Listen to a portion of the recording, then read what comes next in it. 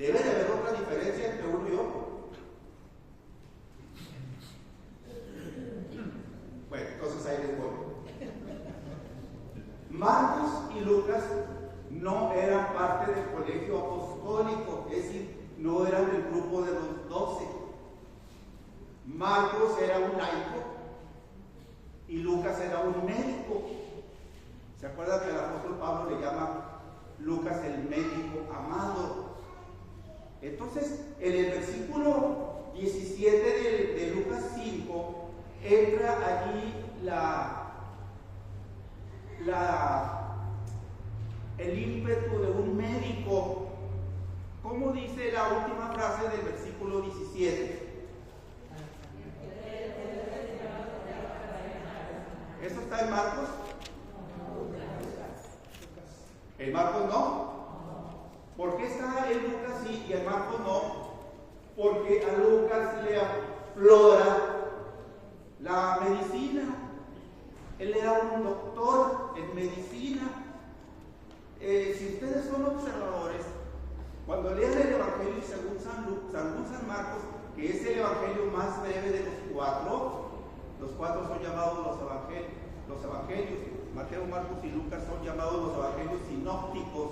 Sinóptico quiere decir muy parecido o similar. Ahora, el Evangelio de Juan, ese es más bien un testimonio. Juan repite el Evangelio que lleva su nombre, el que dice estas cosas da testimonio de ellas. Mateo, Marcos y Lucas escriben más o menos en la misma época, pero Juan escribe a los finales del primer siglo cristiano, o sea, del año 90 en adelante. Pudo haber sido el 90, el 92, 94, 95. Por lo tanto, es interesante notar esto. Ahora bien, le sale lo médico. Y entonces el versículo 17 del capítulo 5 de San Lucas termina diciendo Lucas, y el poder del Señor está aquí para sanar. ¿Por qué no decimos nosotros esta hora? El poder del Señor está aquí para sanar. ¿Repite conmigo? El poder del Señor está aquí para sanar. Ahora díganlo con fe. El poder del Señor está aquí para sanar. ¿Por qué tenemos que hacer esta declaración? Porque Jesucristo es el mismo ayer y hoy y por los siglos. Lo que sucedió ese día en Capernaum, en esa casa, pues puede suceder hoy. Amén. Yo así lo creo. Si es el mismo ayer y hoy, entonces, si Lucas dice, y el poder del Señor estaba allí en esa casa para sanar, y pues que estamos aquí, y el Señor Jesucristo también está aquí. Alguien de ustedes en la oración o lo mencionó, no sé si Obed o la hermana que dijo, pero alguien dijo que donde 2 o 3 están reunidos en su nombre, ahí está Cristo. Y aquí somos más de 3. Y si el Señor está aquí entre nosotros, entonces el poder de Cristo está aquí para sanar. Amén. Bueno, ahora vamos, hermanos, con el versículo 18, hermanos de mi derecha. 5:18, ¿qué dice? Y sucedió que unos hombres de la iglesia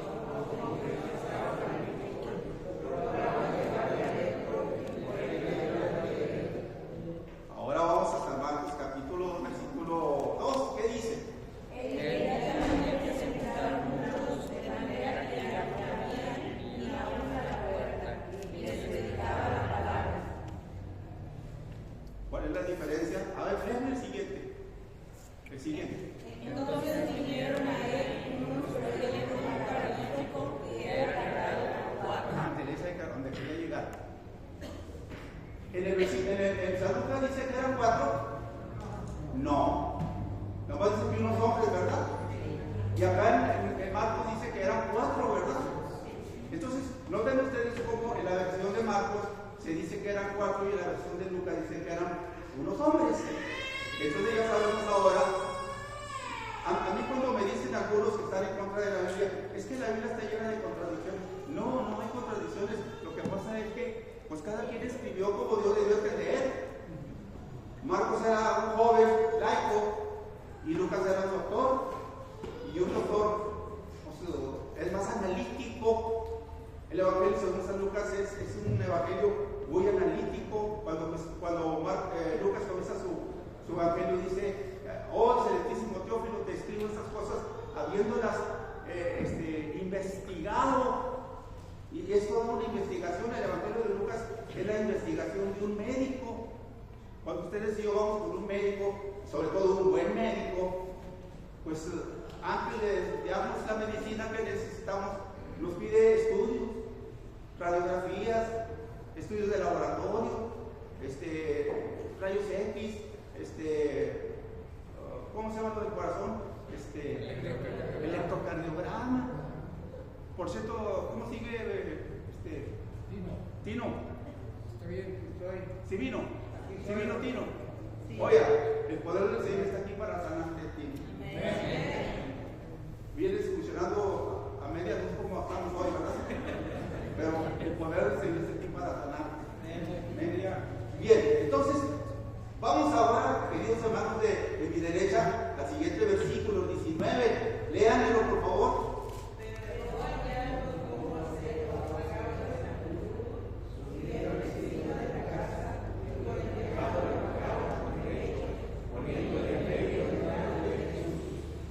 Muy bien. ¿Qué dice Marcos en el siguiente versículo? ¿Cuál vamos, hermanos, de Marcos? Léanlo, por favor.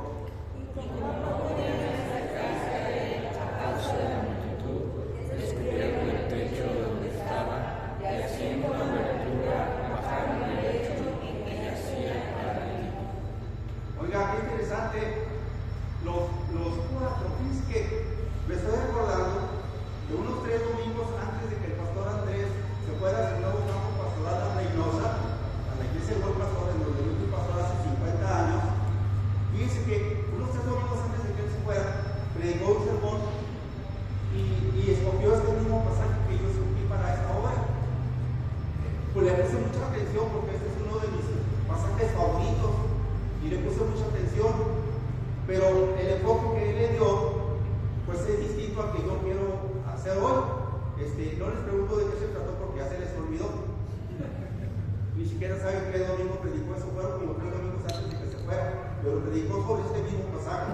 Yo sí les puedo decir que puse mucha atención a lo que él predicó, pero fíjense, hermanos, que dice en el Evangelio de Lucas que aquellos 4 que llevaban cargando al paralítico, cuando vieron que la casa estaba llena de gente, que no había manera de meterlo ni por la puerta, ni por las ventanas, ni por el patio trasero, entonces optaron por subirse a la azotea. En las estampas que yo he visto de la Palestina antigua, las casas que tenían doble piso o terrado, azotea, no estaban por dentro de las casas, sino por fuera. Y las escaleras que iban por fuera eran escaleras muy angostas, donde cabía nada más una persona. Pero aquí se trata de que son 4 que van cargando a un paralítico que está en una camilla, aquí le llaman un lecho. Y entonces, hermanos, para subir a este hombre, cuando ya no pudieron meterlo a la casa, porque no se podía por tanta gente, optaron por subirlo por la escalera, y la escalera era muy angosta. ¿Cómo le harían aquellos 4 para subir a un paralítico en una camilla? Y si el paralítico, aparte de paralítico, estaba gordo, pues ¿cómo le harían de derecho? Se las han de haber visto muy difíciles, pero finalmente lo lograron. Una de las cosas que el pastor Andrés nos enseñó en ese sermón del mes de julio pasado, del año pasado, es que, porque él quería dejarnos a nosotros, los que estábamos oyendo su predicación, la enseñanza de cómo debemos de tener el deseo de evangelizar, como aquellos 4. Cuando supieron que Jesús estaba allí en Capernaum, fueron a buscar a su amigo el paralítico y le dijeron que Jesús está aquí y él te puede sanar, él está haciendo milagros poderosos.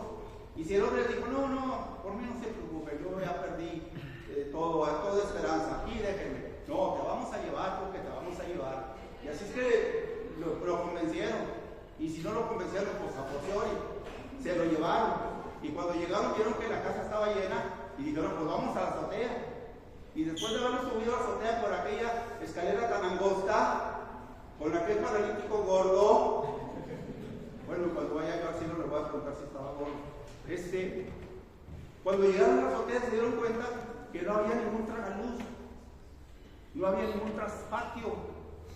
Y entonces lo que hace, según el Evangelio de Marcos, no lo dice Lucas, lo dice Marcos, es que hicieron un agujero, una abertura. Y cuando hicieron la abertura tuvo que haber sido de buen tamaño, porque tenía que caber una camilla donde iba una persona. Así es que se han de haber dicho, oye, pues como no hay manera de llevarlo ante Jesús, pues vamos a hacer un agujero. Oye, pero nos van a acusar de, ¿cómo se dice? Allanamiento de morada, daño en propiedad ajena y todos los resultantes, ¿verdad, abogados? Y entonces uno de ellos dijo, no, pero esta es la casa de Pedro, es la casa de Pedrito, de Simoncito Pedrito. Pues hay que después que nos cobre la reparación. El asunto es que este hombre debemos de llevarlo ante el Señor Jesús. A lo mejor dijo, no, esta no es la casa de Pedro, es la de Jacobo y Juan. Ah, pues esos son bien cuates, vamos a bajar. Así que hicieron un agujerote y luego con mucho cuidado lo fueron bajando. Yo digo que con mucho cuidado. No lo metieron como un costal de papas, ahí se hubiera matado. Lo fueron bajando poco a poquito. Y cuando ya estuvo delante del Señor Jesús, ese hombre paralítico, dice la Biblia, ahora sí, los que están en Marcos, en San Lucas capítulo 5, y toda la congregación vamos a estar en San Lucas capítulo 5, a partir del versículo, ¿dónde nos quedamos? Los de Lucas. ¿En cuál nos quedamos? ¿En el 19? A partir del 20, todos, ahora sí vamos a estar en Lucas capítulo 5, versículo 20 en adelante. Cuando ya estuvieron aquí, vean ustedes qué es lo que sucedió. ¿Qué dice el versículo 20? Por favor, ahora sí pueden leer todo juntos. En la fe de ellos le dijo, hombre, tus pecados te son perdonados. Oigan, qué preciso versículo y qué interesante. Dice este versículo, al ver Jesús, la fe de ellos, de los cuatro que se estaban asomando por el boquete que habían hecho. Yo vi por allí en alguna lámina bíblica este hecho. Y entonces está el Señor Jesús volteando hacia arriba y están los cuatro rostros, y en los cuatro rostros se refleja una sonrisa de misión cumplida. Lo hemos hecho, lo logramos. Hicimos nuestra parte más fácil y la parte más difícil la vas a hacer por Señor Jesús. ¿Alguien dice amén? Amén. Así es que cuando Jesús vio el rostro de los cuatro a través del agujero, dice, al ver Jesús la fe de ellos. Lo que Jesús vio en esos cuatro rostros fue fe. Amados hermanos, quiere decir que nuestro rostro refleja también la fe y también refleja la incredulidad. Cuando no creemos algo, ¿cómo le hacemos? Yo no sé cómo le hace usted, pero algunos torcen la boca, ¿verdad?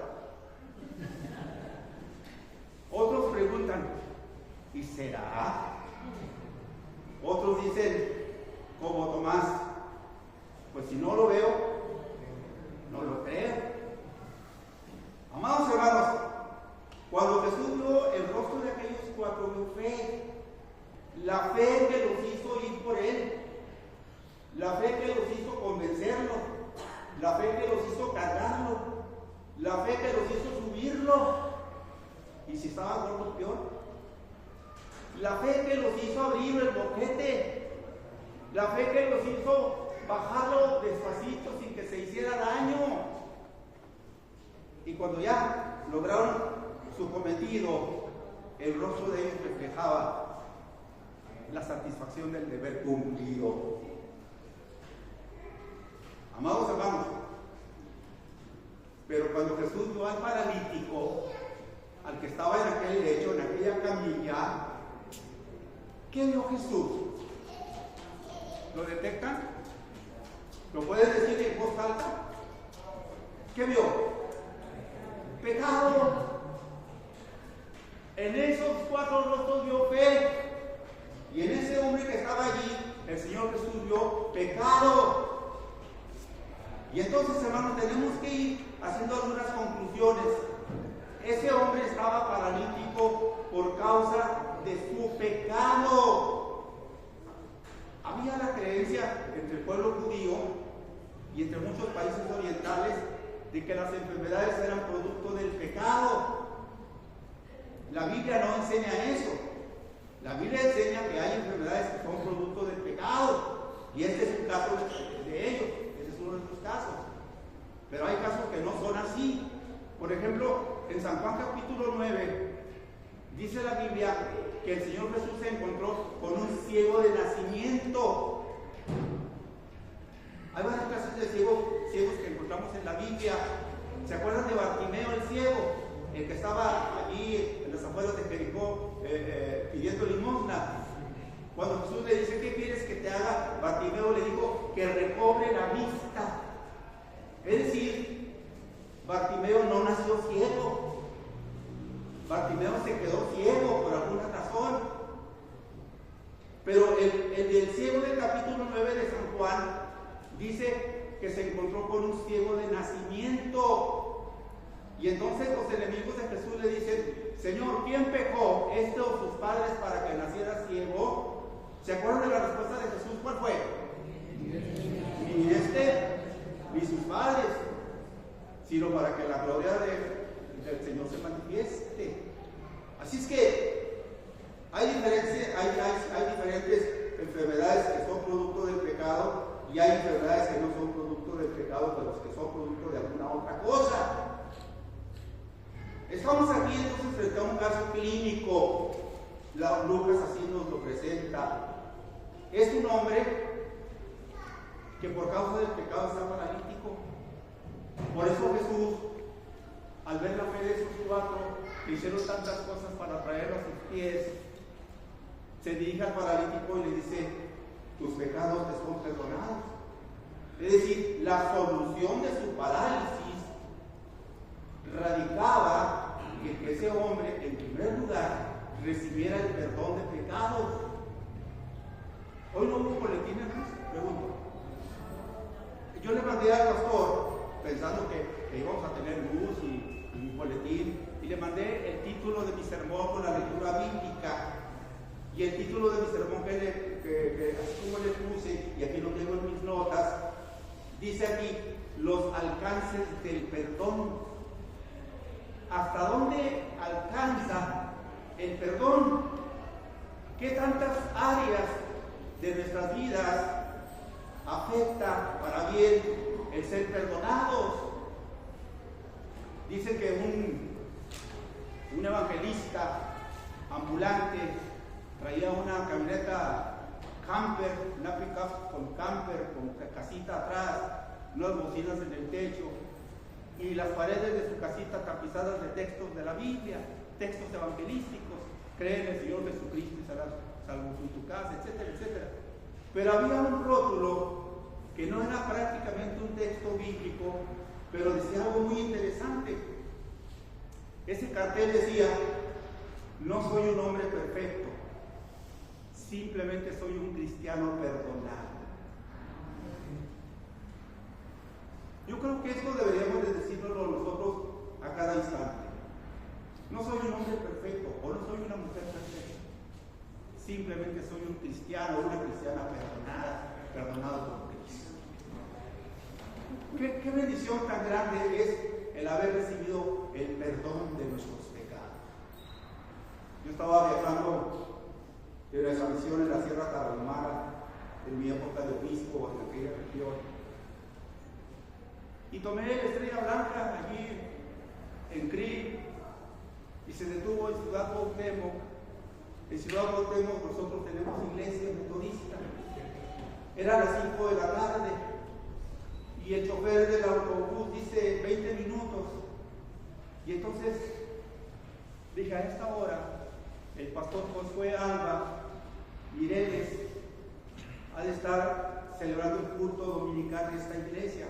Josué venía desde Chihuahua hasta Ciudad Cuauhtémoc para atender esa congregación. Así es que yo no Y me bajé del autobús, agarré un taxi y me fui a la iglesia. Y llegué y me senté en la última banca. En esa última banca solamente había una señora, humildemente vestida, y yo y el resto de la congregación estaba en el resto de las bancas del templo. Llegué en el momento que estaban dando testimonios, y fueron dando testimonios, y la última que testificó fue aquella mujer que estaba al lado mío, y ella se levantó y dijo: hermanos, yo solamente quiero decirles que le doy muchas gracias a Dios por el perdón de mis pecados. Se le hizo un nudo en la garganta, ya no pudo hablar y se sentó. Entonces el pastor Josué dice: está con nosotros el obispo Baltasar, y le voy a pedir que pase al frente y que nos predique. Bueno, los obispos siempre tenemos que llevar un sermón debajo de la manga, porque siempre se los va a ofrecer. Así es que Dios puso en mi corazón por el testimonio brevísimo pero profundísimo de aquella mujer para predicar acerca del perdón de los pecados. Amados hermanos, este hombre necesitaba el perdón para ser liberado de aquella parálisis que padecía, para que en algún momento dado este hombre, como el evangelista de la posteridad, pudiera decir: no soy un hombre perfecto, simplemente soy un cristiano perdonado. Hay en los Estados Unidos una canción, no es una canción popular, es una canción de tipo religioso, pero que se escucha en la radio con mucha frecuencia. Esa canción habla acerca de un árbol de flores amarillas o de listones amarillos. Y un día me llamó la atención y comencé a buscar la historia de esa canción tan popular en los Estados Unidos. Y encontré con la historia siguiente. Posiblemente algunos de ustedes la han escuchado o la han leído. Dice que un muchacho que era miembro de una familia cristiana había nacido en la congregación, como nuestros niños que vienen aquí al altar y se ora por ellos, y hay maestros y maestras que dedican su tiempo y su talento para llevarlos por el camino del Señor, y los padres que se esfuerzan también en casa de conducirlos por los caminos que son de Cristo.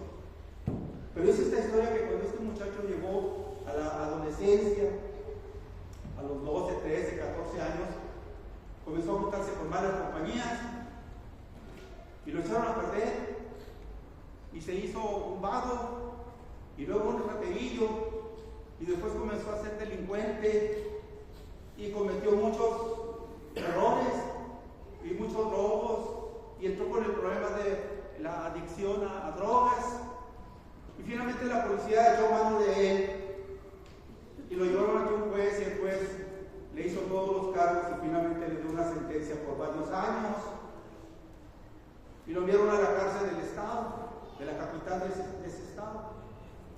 Y allí estaba ese joven pagando lo que había hecho como delincuente, y ahí estaba sumido en su tristeza por haber desobedecido a sus padres, por no haber atendido los consejos de sus maestros y de los pastores que tuvo en su iglesia. Pero un día se dio cuenta que en la sala de conferencias de esa cárcel había un pastor que iba cada semana y celebraba culto, y entonces comenzó a asistir, y estando allí en los servicios religiosos de aquel pastor, aquel muchacho comenzó a recordar los años de su infancia que pasó en la iglesia. Y un buen día el pastor hizo llamamiento para que aquellos reclusos que quisieran entregarle su vida a Cristo pasaran al frente y se arrodillaran, y él iba a orar, a ministrarlos. Y aquel joven pasó. Dice esta historia que la vida de este muchacho cambió por completo. Comenzó a ser muy trabajador, muy serio en sus cosas, muy recto, con muy buena conducta. Y pasado algún tiempo, quizá unos años, se reunió el consejo de aquella prisión y el alcaide de esa cárcel, llevaba una serie de recomendaciones a la gente del Consejo de Administración, y entre las recomendaciones llevaba el nombre de aquel joven. Dijo: desde que este muchacho se hizo cristiano, cambió por completo. Es un muchacho modelo, es un muchacho ejemplar. Él debe de ser ya liberado y darle una oportunidad para que se reintegre a la sociedad. Así que lo mandaron llamar, le dieron la buena noticia y le dijeron: te vamos a dar un mes para que te prepares, te vamos a proporcionar papel, sobres, timbres postales, para que escribas a tu familia y le digas del cambio que has operado en tu vida, y que tal día, a tales horas, tú vas a llegar a tu casa en el tren que llega a esas horas. La casa de este joven estaba justamente casi enfrente de la estación del ferrocarril, allí en su pueblo. De manera que aquel joven escribió una carta a sus padres, les pide perdón, les dice que está avergonzado de haber sido la oveja negra, la mancha de la familia, pero que Cristo lo había cambiado, que era un hombre diferente, que estaba dispuesto a demostrarlo. Dijo: lo único que les pido es que el día que yo llegue, porque voy a tomar el tren de tales horas, que llega a tales horas a casa, en el árbol que está allá afuera de la casa, si ustedes me perdonan, quiero que pongan un listón amarillo, y cuando el tren llegue a la última curva para agarrar la recta hacia la central, hacia la terminal, yo me voy a asomar por la ventana del tren, y si veo la señal del listón amarillo, quiere decir que ustedes me han perdonado. Pero si yo no veo esa señal, con el poco dinero que me quede, voy a comprar otro boleto y me voy a ir, y nunca jamás regresaré a casa avergonzados más. Así que pasaron los días, y llegó el día en que aquel muchacho salió de la cárcel y subió al tren, y las horas se le hicieron eternas, pero finalmente el tren llegó a su ciudad. Y cuando agarró la última curva para entrar a la recta hacia la terminal del tren, aquel muchacho levantó la ventanilla y se asomó para ver el árbol, a ver si estaba el listón amarillo que había pedido como señal. Amados hermanos, lo que aquel muchacho vio es que no estaba un listón. Todo el árbol, todas las ramas, todo el árbol estaba lleno de listones amarillos, y los padres y sus hermanos en la puerta de la casa diciéndole: aquí estamos, hijo, aquí estamos, te perdonamos. Cuando yo escuché esta historia, me acordé de aquel viejo himno que dice que Cristo desde el árbol de la cruz nos invita para ser perdonados y ser lavados por su preciosa sangre. ¡Aleluya!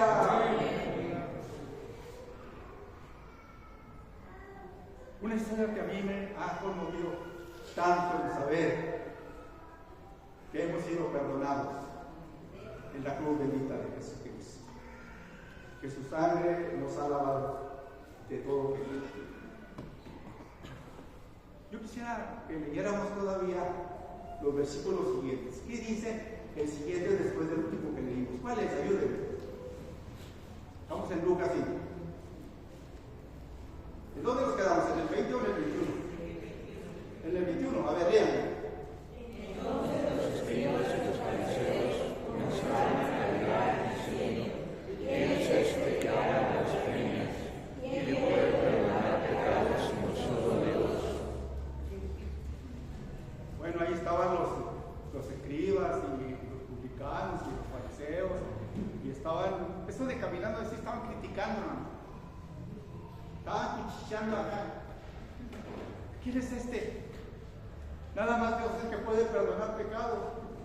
Lo que no sabía, no querían creer es que Cristo es Dios. Y entonces Jesús sabe de lo que están pensando, sabe lo que están caminando, y lean el siguiente versículo, por favor.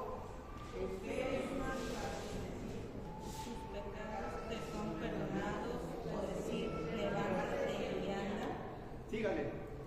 Pues para que sepáis que el Hijo del Hombre tiene potestad en la tierra para perdonar pecados, y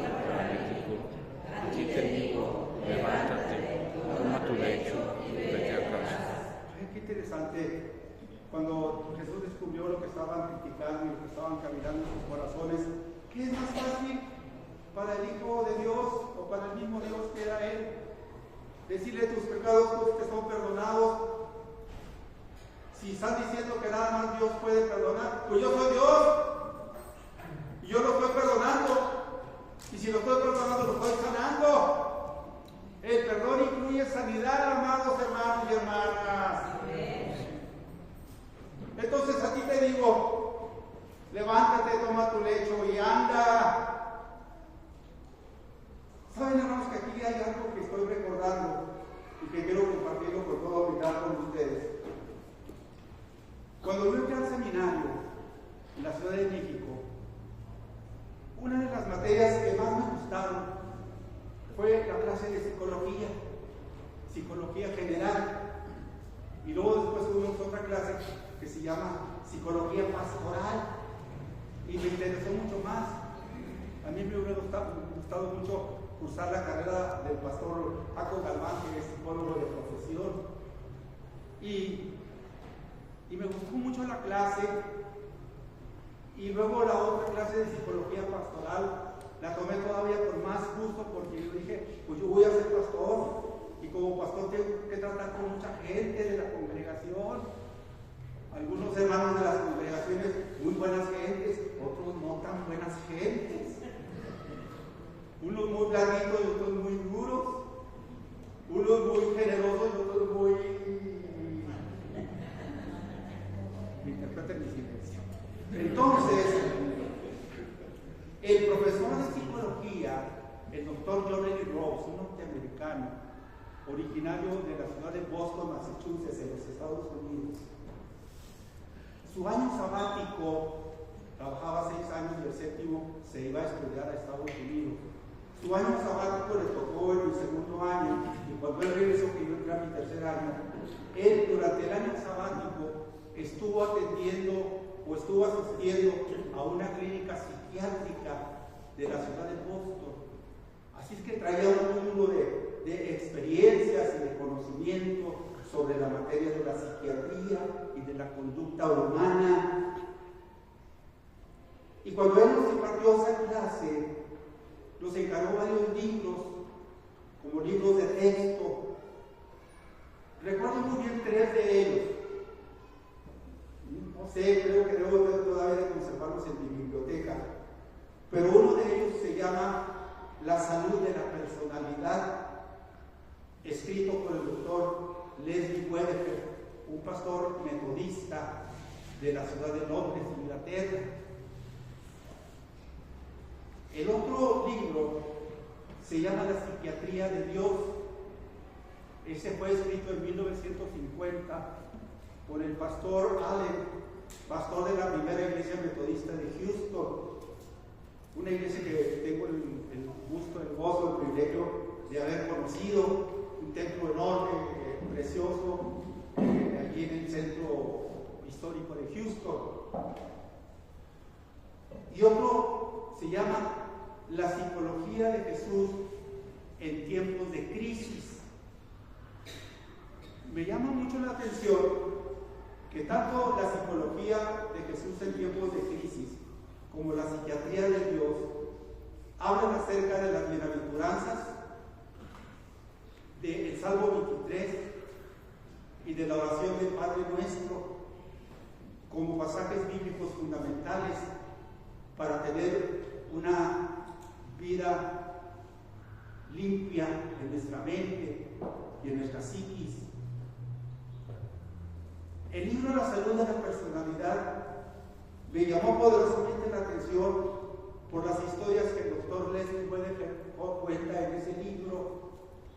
Y una de las historias que más me han conmovido es aquella donde el doctor Wedeker cuenta que un día un muchacho y su novia, ingleses de alta sociedad, iban montando a caballo por las campiñas allá a las afueras de Londres. Ellos estaban próximos a casarse y salieron a dar la vuelta, a cabalgar y a hacer planes para su próximo matrimonio. De pronto el caballo que iba montando la chica se tropezó y la chica cayó de su cabalgadura y el muchacho pronto viene a atenderla y la lleva a una buena clínica. El traumatólogo que la atiende dice: te rompiste tu pierna derecha, pero es una rotura muy clásica que enyesada en 6 semanas va a soltar el hueso y vas a quedar perfectamente bien y vas a seguir tú con tus planes de boda. Así que te veo aquí dentro de 6 semanas. Y aquella chica salió en silla de ruedas con su pierna derecha enyesada y se fue a casa. Dice esta historia, contada en el libro La salud de la personalidad, que el muchacho, el novio de aquella chica, la primera semana de aquellas 6, iba todos los días a verla. Se pasaba 2 o 3 horas con ella y le llevaba un ramo de flores un día, y al siguiente día una caja de chocolate, y al siguiente día malvaviscos, y cada día un regalo y buen tiempo de aromatos y de atenciones, etc. Y la chica, pues en medio de esta situación, se sentía muy feliz de recibir tantos cuidados de parte de su prometido. Pero la segunda semana dice esta historia que este muchacho fue un día sí y un día no. Un día sí y un día no. Lo bueno es que siguió regalo. La tercera semana fue un día sí y un día no. Un día sí y un día no, pero no llevó regalo. La cuarta semana fue un solo día y no llevó regalo. Y no estuvo 2 o 3 horas. Tuvo quizá unos 15 o 20 minutos. Y la quinta semana no fue. Nada más le llamó por teléfono para darle 2 fatales noticias. Número 1, rompo mi compromiso de boda contigo y rompo mi noviazgo también. Y aquella muchacha, dice el doctor Leslie Welleken en su libro La salud de la personalidad, cayó en una tremenda depresión. Mandó a sus padres y a la servidumbre de la casa que cerraran las ventanas, cerraran las cortinas, apagaran las luces, quitaran la extensión de teléfono que había en su recámara y prohibidas las visitas. No iba a recibir a nadie. Perdió el apetito, apenas sí probaba alimento. Y la situación de aquella muchacha era por demás terrible. Cuando terminó la sexta semana, los padres la llevaron con el traumatólogo. El traumatólogo sacó unas placas y le dijeron: chica, felicidades, el hueso está totalmente sanado, ha soldado perfectamente bien, te voy a quitar el yeso y vas a comenzar a dar tus primeros pasos. Quitó el yeso, vinieron otros enfermeros para auxiliar al doctor, hicieron ponerla de pie para que comenzara a dar sus pasitos y la chica no pudo caminar. Y no se pudo levantar, y no se pudo levantar, y no se pudo levantar. Se regresaron a casa. Los padres, sumamente preocupados, hablaron con el médico traumatólogo y le dijeron: doctor, ¿qué hacemos? Le dijeron: posiblemente se trata de una enfermedad psicosomática. Es decir, la parálisis de esta muchacha ya no está en su pierna derecha, sino que está en su mente. Es necesario que busquen un psiquiatra. Así que la regresaron a casa. De alguna manera, los padres de aquella chica se enteraron que el doctor Leslie Welleken, pastor de la Iglesia Metodista de Londres, aparte de ser un ministro de Dios, era un eminente psiquiatra. Así que fueron a hablar con él y el pastor, con mucho gusto aceptó ir a visitarla. Le advirtieron que ella no admitía visitas. El doctor estuvo insistiendo allí en la puerta y le dijo: soy un ministro de Dios, quiero hablar contigo.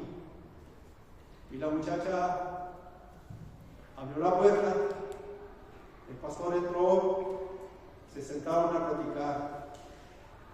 Después de platicar un buen tiempo, el doctor Leslie Wedeker le dijo: mira, yo lo que veo es que desde el día en que tu novio ya no vino y rompió el noviazgo contigo, rompió el compromiso del matrimonio, tu parálisis se quitó de tu pierna y se metió en tu mente y en tu corazón.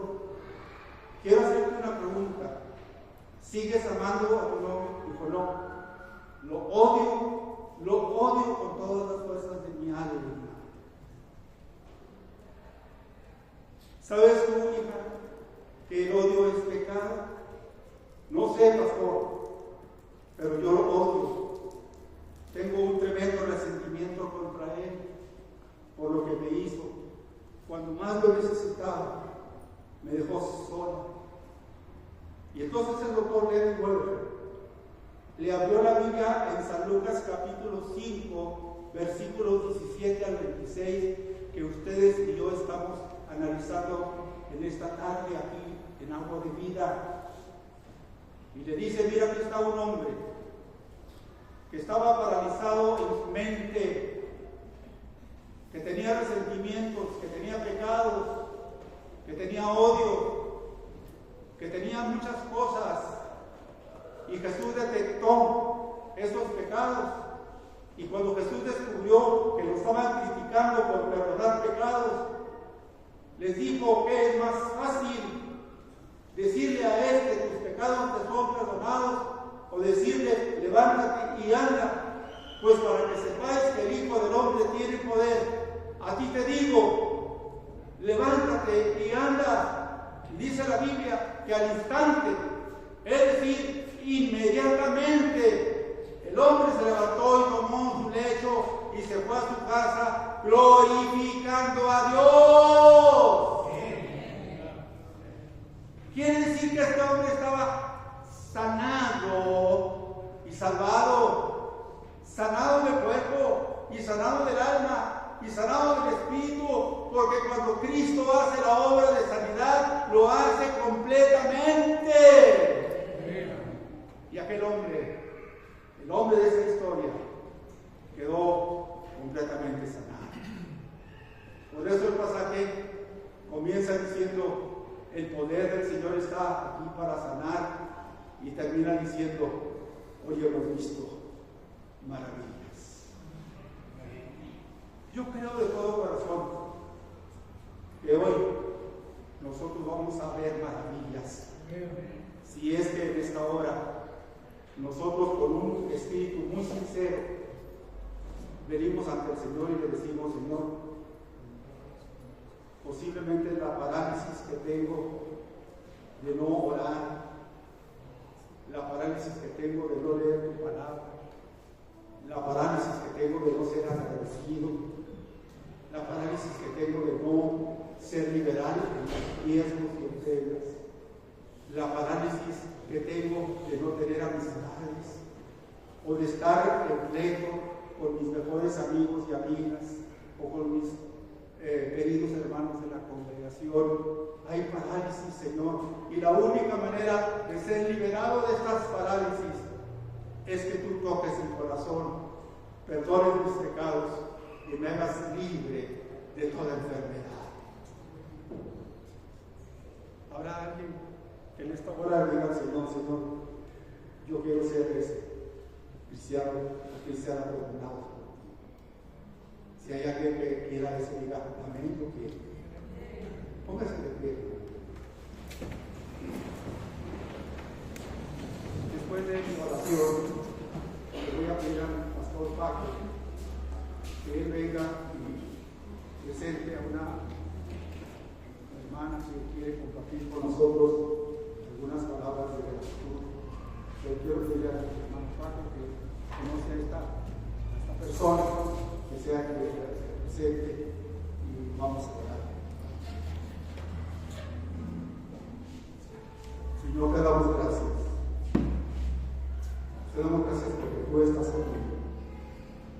Porque el poder sanador tuyo está aquí en Dios. Extiende, Señor, tu mano. Líbranos, Señor, de toda parálisis espiritual o física. Líbranos de toda enfermedad que se haya producido en nuestro cuerpo por causa de nuestra desobediencia y de nuestro pecado. Señor, hemos entendido por tu palabra hoy que si recibimos el perdón, con él recibimos la sanidad, porque los alcances del perdón son grandes, son inescrutables, son infinitos. Así es que, Señor, aquí está nuestra vida. Toca nuestro corazón, toca nuestro ser entero. Perdónanos, Señor, en esta hora. Perdona todo pecado. Los pecados de omisión, los pecados de pensamiento, los pecados de obra, los pecados de palabra. Señor, sutura nuestro espíritu en esta hora. Y ven a bendecirnos con el maravilloso don del perdón. Y aquí daremos, Señor, toda honra y toda gloria desde ahora por siempre. Amén. ¿Por qué no le damos un aplauso al Señor Jesucristo?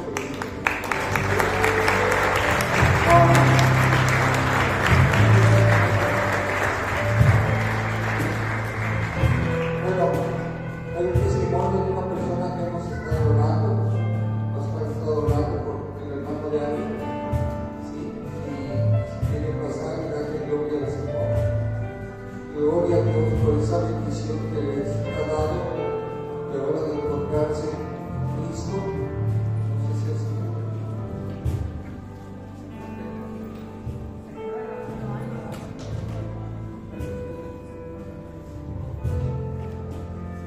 pueden sentarse.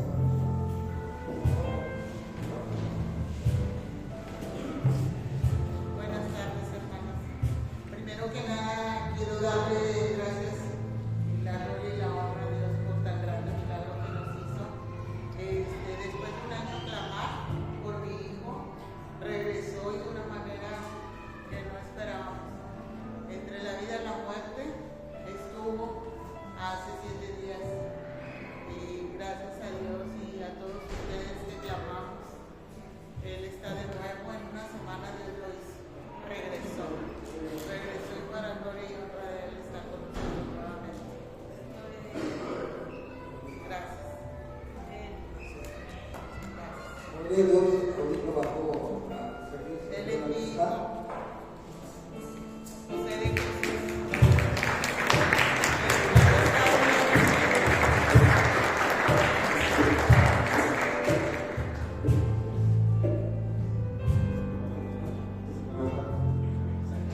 Buenas tardes, principalmente le doy muchas gracias a Jehová por darme una nueva oportunidad de vida, y espero que mediante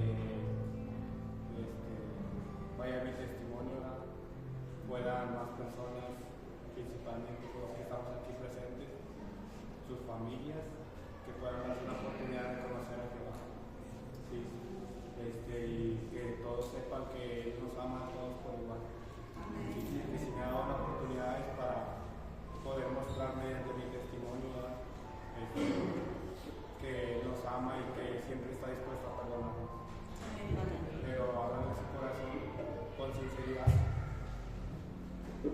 Las palabras que a ustedes les salgan realmente de su corazón. Él no necesita un buen vocabulario, siempre y cuando no sean palabras obscenas, pero Él está dispuesto. Él está dispuesto porque nos conoce completamente, porque Él nos ha creado. Amén. Gracias a Dios por este milagro de vida. Él estaba a punto de perder la vida, pero el Señor le dio vida. Jesucristo da vida. Yo vengo a aprender a caminar en la voluntad de Dios, a aprender a Dios maravillas que Dios va a hacer a través de su vida y de todo aquel que quiera aceptar, que quiera recibir, que quiera caminar con el Señor. Que sea la gloria. Un aplauso.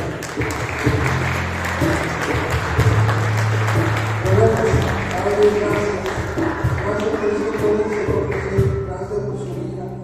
Sigue abriendo caminos, Señor, para que él pueda recorrer esta hermosa y maravillosa carrera de la vida cristiana. Que pueda saber, Señor, que el que está con él jamás le dejará, así como todo aquel que se acerca a ti, Señor. Te hace real, eres verdadero, eres poderoso para dar vida y esperanza que no tiene ninguna. Y la gloria, Señor. Síguete moviendo con poder en su vida. Síguele mostrando tu buena voluntad. En el nombre de Jesucristo. Amén.